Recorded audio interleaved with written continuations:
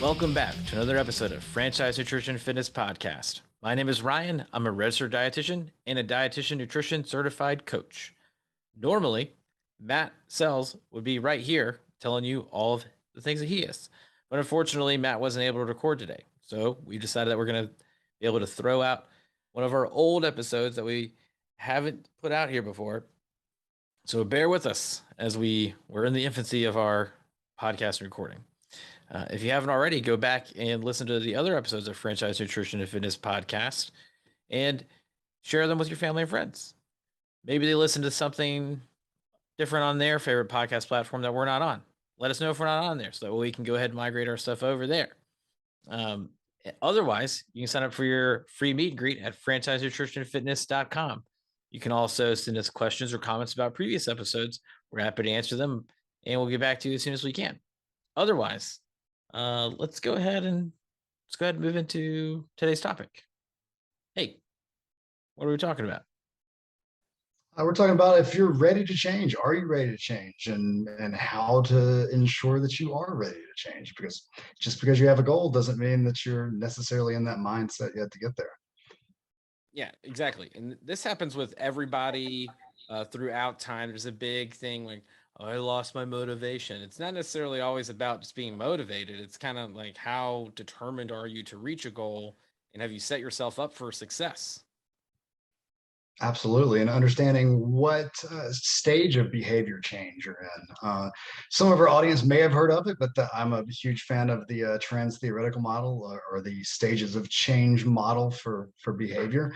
So you may not be in a stage where you're looking to make a change yet, and we'll talk today a little bit about ways to kind of circumvent that and get you closer to wanting to set those goals and wanting to make that change. So when we're thinking about the trans-theoretical model stages of change, there are a couple of different thoughts when that comes to that. Like Matt said, you may be familiar with it, but typically there are either 4 stages or 5 stages, depending on who you see wrote about it. When I'm used to, I think, the 5-stage model. Yeah, that's what I use as well. Okay, so the 5 stages are pre-contemplation, contemplation, preparation, action, and maintenance. Got it. That's the model that I'm used to seeing too. Some people will say we'll end up combining pre-contemplation and contemplation into the same thing. And that's when you end up with the 4-stage model.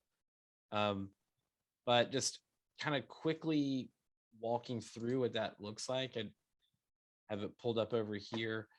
Your contemplation is that you are not aware of the intent to change. Yeah, so your pre-contemplation, I always like to kind of tell people that's the guy that's sitting on the couch. Maybe your former athlete used to hit the gym a lot, but now he's sitting there Sunday afternoon watching football, not even thinking about the fact that he's not performing optimally, not even thinking about the fact that he's put on a few pounds, not even thinking about the fact that he may want to lose them. That's your pre-contemplation guy. Right. And on the health side of it, with people that I end up seeing inside the hospital, let's say you are that same guy sitting on the couch and you have not a clue that your A1C, your hemoglobin A1C, is greater than 9, which would be bad if it's 9. Just throwing that out there. You don't want it to be 9. You want it to be lower. But you have no idea that it's 9. So you have no idea that the food that you're about to eat at this football watching party could put you in the hospital tomorrow. So you're not even prepared to think about, how is this food going to affect my life, that it's going to affect me tomorrow. And then stage number 2, contemplation, is that you're aware of the needed behavior change. You're planning for change, but you may not have committed to a change. So therefore, our example here, our guy that eventually, hopefully, is going to reach out to franchise nutrition and fitness and get our help and expertise. But that's where he looks down. He's at that party, thinks, "Man, I have put on a little bit of weight. Man, I don't feel so great when I start reaching for these simple sugars and this junk that I'm putting inside me. Maybe I want to start doing something about this, maybe." But then he hasn't done anything yet. He hasn't shot us that email. He hasn't bought those running shoes yet. He's just kind of thinking about it. Right. And maybe you went to go see the doctor and they said, you need to make some changes. And you're thinking, I might need to make some changes. And, or, further the same back to the same guy that Matt's talking about, maybe he used to be really in shape and he's like, man, maybe I could get back there. It might be possible for me to get back there, but you're not really set yourself up for something. So this is kind of where we're talking about too. Are you ready to make a change? If you're in one of these two earlier phases, in the pre-contemplation or contemplation phase, you may not actually be ready to change. But if you reach out to somebody like Franchise Nutrition and Fitness, we could get you to the point where you're ready to start making those changes. To me, that's always the first step in that preparation phase, is that you're preparing to make a change. You've reached out and you've contacted us. You've bought some workout equipment. You've started kind of stocking your pantry with some healthier foods. That's how you prepare, and you start working towards that goal. Yeah, exactly. One of the other things you can do, you can join our Facebook group. It's Achieve Elite Performance by Franchise Nutrition and Fitness.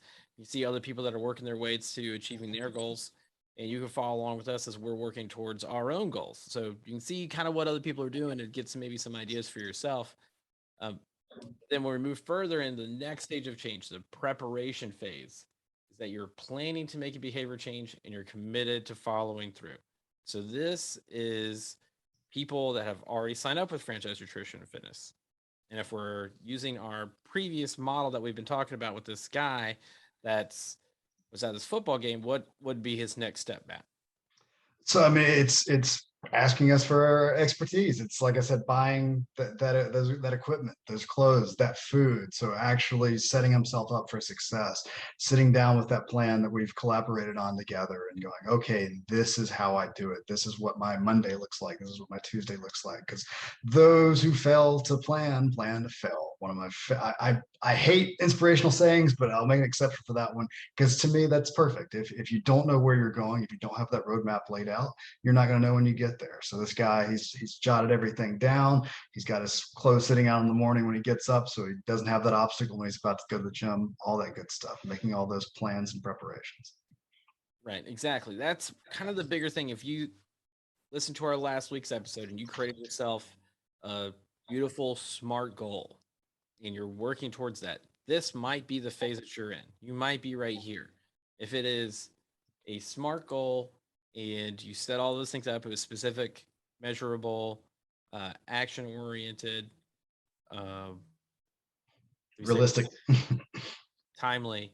If you had all of those things in there and you are able to make the action on it, then this is the phase that you're in. For example, if I said I wanted to work out 3 times this coming week, that is a SMART goal. It's very specific and it's measurable, achievable, or action oriented. I'm working out. It's relatable, timely. But I get to the day that I'm supposed to work out one and I can't do it. And I have all these other things these are the reasons why I can't do it. This is the bad time. It's blah, blah, blah. Like I didn't properly prepare for any of this. And you just push it off. And maybe you're not actually in the action stage. Maybe you're in the contemplation stage. And that is where we come in. Franchise Nutrition and Fitness, we're here for you to be your accountability and support. We will help make sure that you're ready to go and you're ready to get in to the gym, improving your fitness and working on your nutrition so that way you can achieve the greatest performance that you have. Whether it's setting up your meals in the day so that way you can get set up for your exercise that you're going to be doing later in the day, or if it's recovering from your exercise with the proper nutrition so that way you can get back into the next phase of things. That's what we do here at Franchise Nutrition and Fitness, and that's where we provide the greatest value to all of you out there. It's easy to kind of slip back into that contemplation, even pre-contemplation stage, after you've been in that preparation stage. And like Ryan said, that's what we're here for. We have to give you that little nudge, a little bit of that accountability, a little bit of that aiding with that motivation, that magical thing that people seem to have difficult grasp on at times. If like I'm just not motivated, we'll help you find your why. We'll help you find why you're doing this and what's going to motivate you to make those positive behavior changes. Right. And if you want to go back to some of our previous episodes and listen to some of those, you can see where we're coming out with that. The thing that a lot of people forget is that there are no quick fixes when it comes to nutrition and fitness. There's no quick plan that's going to magically make you um, have the completely different physique. You're not going to lose 30 pounds in 30 days. If you do, it's probably water.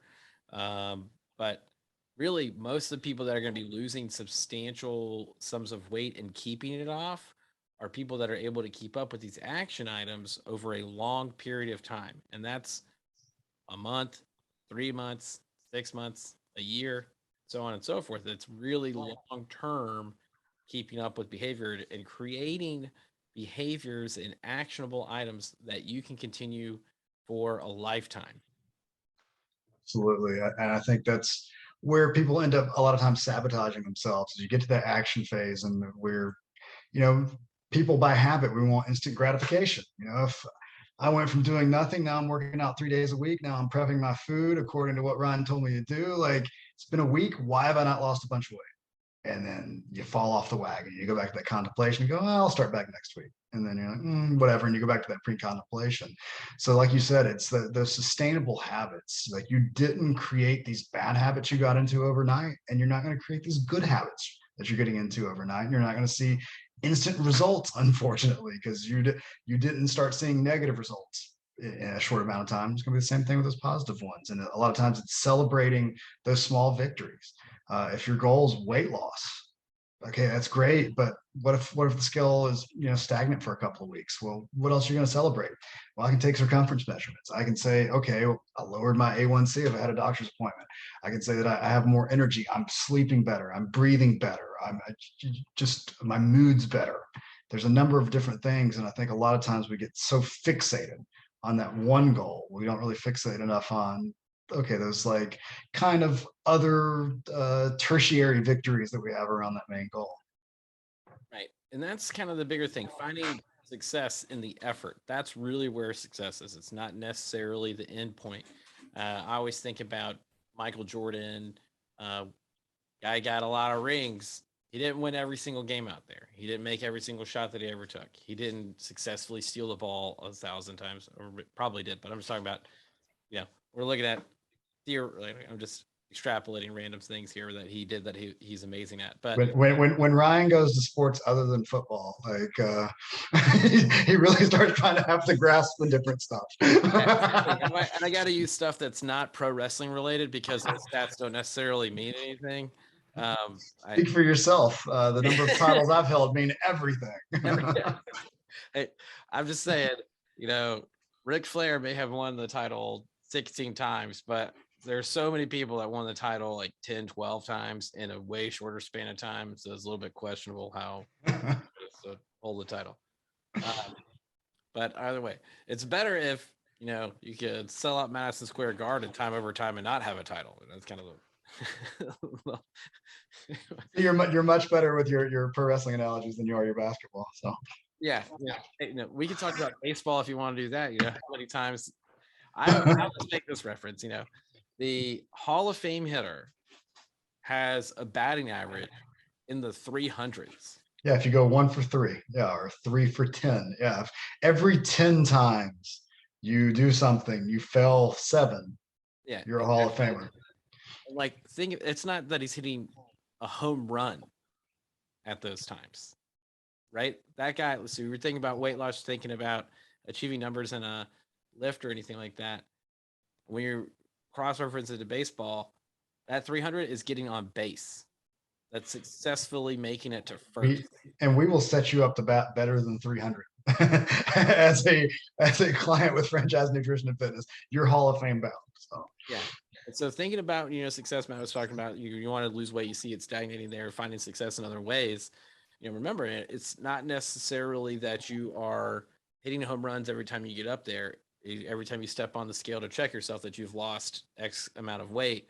Have you found success in other ways? have you put in the effort? That's really where it's at. You got to put in the work if you want to see the results. And that's where, again, franchise nutrition fitness comes into you. For you, is that helping you find the ways to maximize every bite and every rep, so that way your effort works into improving your performance, no matter what sport you're playing, whether it's basketball or baseball, football or pro wrestling, or life, or your health, or you're lowering your A1C, or putting on lean muscle mass, or whatever your goal is. We can help with that and have those tangible metrics there to, like we talked about with the SMART goal setting last week. Right. I mean, I'm really biased. It's my own personal thing, but I'm really only exercising to be able to keep up with my kids and be able to be a better father to my children, which might be something for you out there. Some of you out there, you can still seek athletic endeavors to help maximize those potentials. So you have like goals to reach to, like, I want to have a total that's greater than 1,200 pounds again. So squat, bench, deadlift added up. But in order to get there, I got to put in a lot of effort. But that effort translates to me being able to do all of the things that I want to do with my children, be able to keep up with them. I have a 3-year-old son and a 1-year-old son. And let me tell you, I got to be able to move very quickly. A lot of agility drills. Just literally last night, I was balancing my 1-year-old in my right hand while my 3-year-old was trying to like do a flying press onto me. That way the 3-year-old doesn't hit the 1-year-old. And how does that work out for me? I could dumbbell press each of their weights with one hand. So it makes it a little bit easier if you're working out to keep up with these small kids. So either way, I gotta get stronger because they keep growing. So See, I don't have any kids that I know of, so that's you can't bench press illegitimate children. So yeah, that's true. Matt Sells is for the children, but not any that he actually not my own.